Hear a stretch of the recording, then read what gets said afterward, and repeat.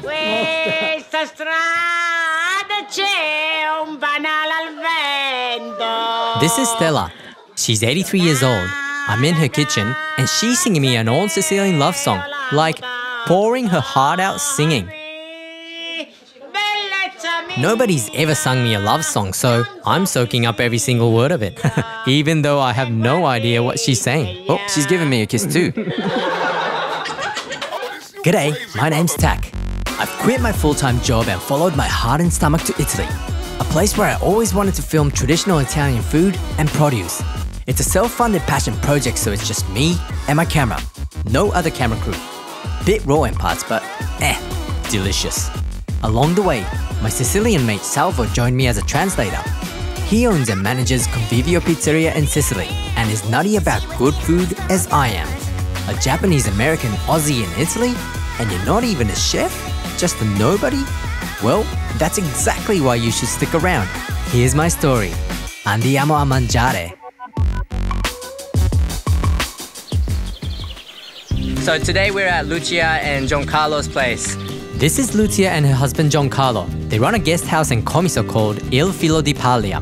Comiso is tucked away in the south part of Sicily. Where's Sicily, some of you may ask? Well, it's at the very south end of Italy, traditionally characterized as a football off the toe of Italy. Lucia and Giancarlo have kindly opened up their home to show us how bread is made in the traditional way.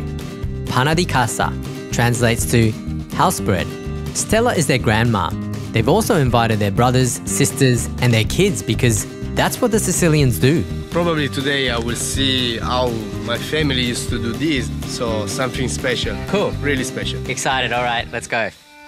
Salvo, what kind of flour is Lucia using? It's a Sicilian grain, Sicilian flour. It's not produced by a machine but with old way. What Salvo's referring to as Sicilian grain or Sicilian flour is local durum wheat flour.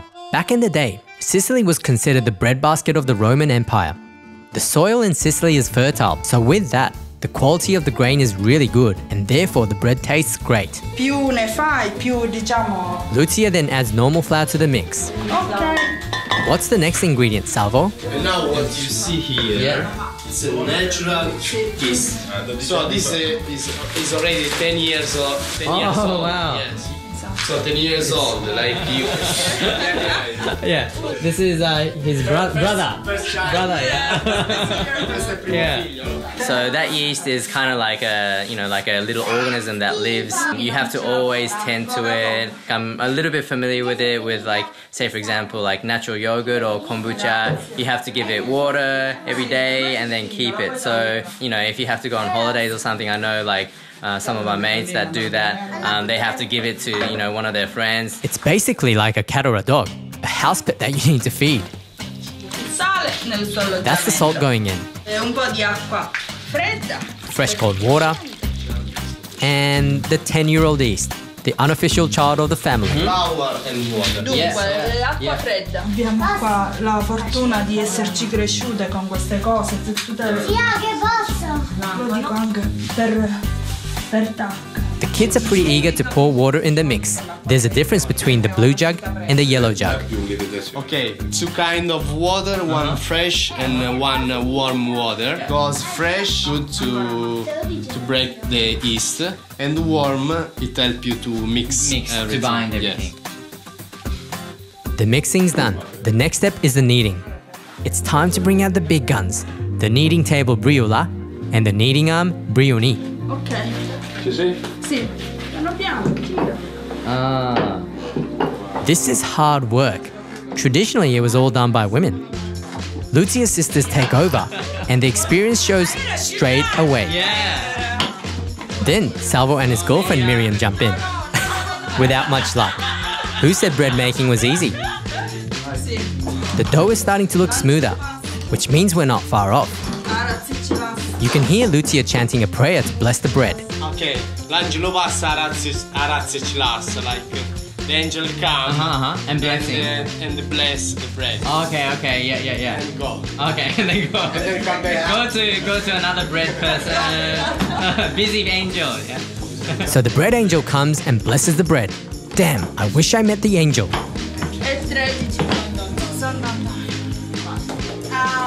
Phew, that's the sweaty part done. not far to go. The cross on the dough is to mark the end of the prayer. Sì, infatti. Questa è quella morbida. This is first ball.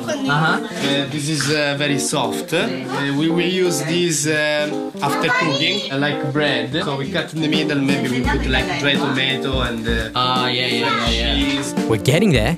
It's quite an effort making bread at home. Why does Lucia do this, Salvo? She likes to do this because everybody now understands that, like the bread you buy in the supermarket, it's not the same of this. Okay. Yeah. Because this is healthy. Yeah. This is made with your hands. It's just base, flour, water, and salt. Yeah. And so you know what you are eating. That's right. Homemade means no preservatives, additives, and chemicals. The other reason why Lucia is a stickler for making bread at home is for the tradition. È importante pure quello. Yes, for the tradition. Non dimenticare. To don't forget to keep this dimenticare, tradition, you know, Sì. and pass this tradition to the new generation. Yeah. Growing up with Japanese tradition, food was an integral part of our culture. One of my favorites is mochitsuki, Japanese rice cake for New Year's. Sadly, I haven't done it in ages. I got Salvo to ask Grandma Stella, why is it important to keep tradition? Her answer, people need to keep tradition because She's looking for a job. I love Stella's deadpan answer. People need to keep tradition. That way, she's got something to do. Oh, you're too funny. Tell her, a lot of people would like to know her knowledge. It's actually a great idea. The Nonna School of Tradition. Encouraged by her daughters, Grandma Stella's answer on the topic of tradition is an old beautiful Sicilian love song. Yappa ricciolona, se tu ci sei. Singing is good. Dammi un bicchiere d'acqua, ma se ce l'hai. Io non voglio né acqua e nemmeno vino. Io voglio le carezze dalle tue mani. Ah, bravo. Grazie. Cantavo sempre, ma ora c'ho. Thanks for that, Stella. That was awesome. The love song translates to something like, I don't want to drink any water, nor wine. I just want my lover's embrace. Classic Sicilian romance. Love it. As you can see, I'm learning more than bread making from the older generation today. While Giancarlo prepares the fire, the bread rests. The aunties use some of the leftover dough to make focaccia, or scaccia as the Sicilians call it. This is a normal day of a normal family in Sicily. It's not something that is disappear as a tradition, but it's something that is still doing in many families. The day that you prepare the bread is the day and stay together and children play outside and men prepare the fire and Stella sitting, grandmother watching, you know, everything is doing in a good way. This is called in Sicilian scaccia, so like a focaccia. Yeah. And this with fresh ricotta and basil.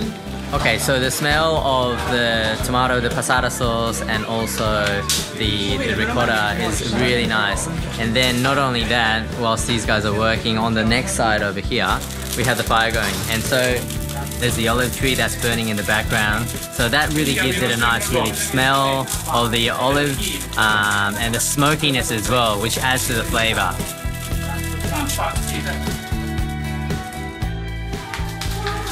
So what you see this is the cassate.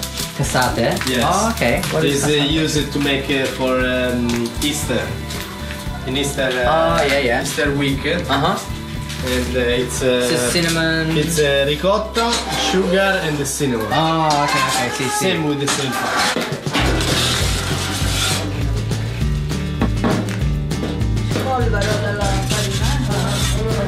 All the bread's going in right now. It's a pretty laborious effort. It's really hot, obviously, but you know they're really using the space really well, all from the outside, and then in the inside they're putting in the bread, the focaccia, and they're putting in the cassata as well. Yeah, bellissimo. Bello. Beddu is bellissimo or beautiful in Sicilian. Salvo's making sure I learn Sicilian rather than Italian. Everything's in the oven and everyone's chilling out, except for the hardest worker in the family. Non c'è entrato, ora ce lo mettiamo, vero? Attenta, Attenta, quanta prima non volevo. Lucia's happy. The entire family is happy. As for me, I'm ecstatic. It's hard not to smile when pure joy is all you can smell. Economica, mangi meglio. With all the baked goods fresh out of the oven, Giancarlo and Lucia invites us to stay for lunch. Everyone knows Italian home-cooked meals are the best. Too lucky. So this is what is left from the bread. Yeah. Okay. We don't throw away nothing. So they just put in the pan with some Yeah. oil, they fry, Yeah. a little bit salt, that's it. Okay. Cheers. So simple but so good, yeah? As the aunties cut the bread in half, you can see the steam coming out. That's silky olive oil poured on the hot, fresh bread. Beddu. Gli altri due sono cresciuti, così per poco non. A bit of olive oil and anchovies. Yes, we have to eat. Yeah, it is. So the guys were saying, we've shot a lot, it's time to eat now. And look at how beautiful this is. Everybody's sitting down, ready to eat. Salvo's excited as well. And there you go. 4 generations coming together under the same roof to catch up, make bread, eat and feast Sicilian style. Definitely something that everyone can relate to. Except in my family, there'd be a few arguments and tears along the way. Thanks to Lucia and Giancarlo. What an experience. If you like this episode, please like it and share it with your friends. The project is 100% self-funded and it'll only spread with your help. Word of mouth. Cheers.